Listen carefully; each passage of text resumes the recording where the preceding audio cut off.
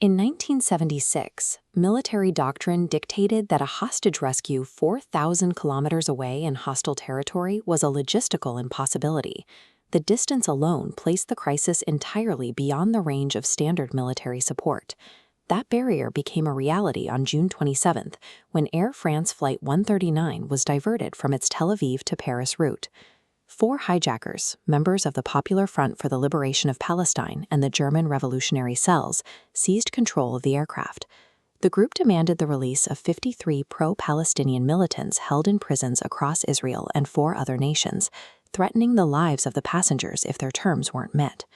Traditional rescue protocols are built on proximity and rapid response. Because Israel was geographically isolated from the event, the government began public negotiations to delay the hijackers while military planners searched for a viable alternative. The hijackers forced the plane to land in Entebbe, Uganda. There, they received the formal protection and support of the Ugandan dictator, Idi Amin. Inside the airport terminal, the hijackers began a selection process, separating the passengers by nationality and religion. They released the non-Jewish and non-Israeli hostages, keeping 106 people captive. The French flight crew refused to leave and stayed with their passengers. The situation was highly imbalanced. The captives were now trapped in a foreign terminal, guarded not just by a cell of hijackers, but by the weight of a national army. To plan a raid, the IDF needed to know exactly how to navigate an unfamiliar foreign terminal in the dark, while it was surrounded by Ugandan troops. Planners discovered that the terminal itself had been built years earlier by an Israeli construction firm. This allowed Mossad to secure the original blueprints, giving commandos a precise map of the building's interior and every potential entry point. Transporting a strike force was the next challenge. The IDF prepared 4 C-130 Hercules planes for a 4,000-kilometer flight down the Red Sea. To avoid detection by hostile radar, the pilots flew at extreme low altitudes, skimming the terrain beneath the detection threshold.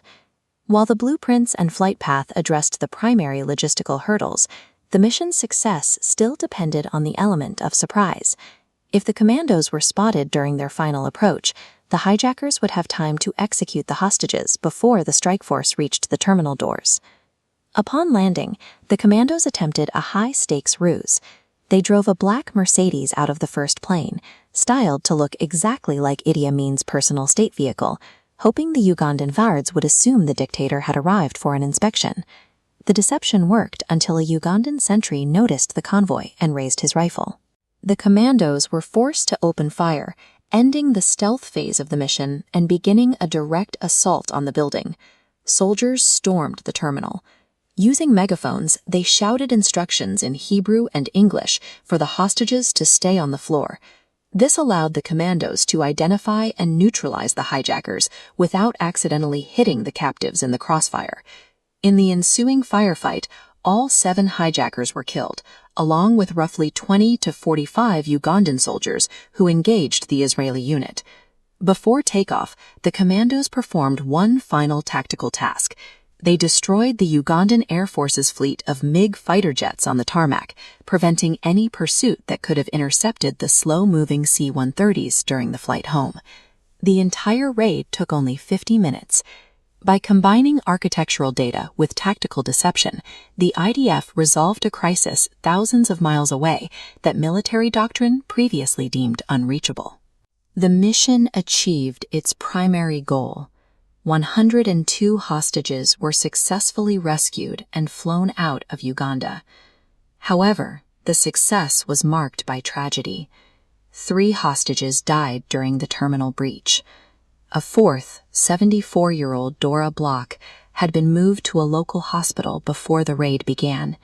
She was later murdered by Ugandan officials on the orders of Idi Amin. Within the strike force, the IDF suffered only a single military casualty. The fallen officer was the mission's commander, Yonatan Netanyahu, the older brother of the current Israeli Prime Minister, Benjamin Netanyahu. The mission proved the efficacy of long-range special operations, but for the families of the 4 hostages and the lone commander, the victory came at a permanent personal cost. To honor the commander's role in the rescue, the mission was officially renamed Operation Yonatan. The raid at Entebbe removed the immunity that hijackers once expected from distance. It demonstrated that a destination 4,000 kilometers away could be breached in a single night, and that remote borders no longer guaranteed safety for those holding hostages. By successfully reaching across a continent to retrieve its citizens, the operation changed the calculus of international hostage crises.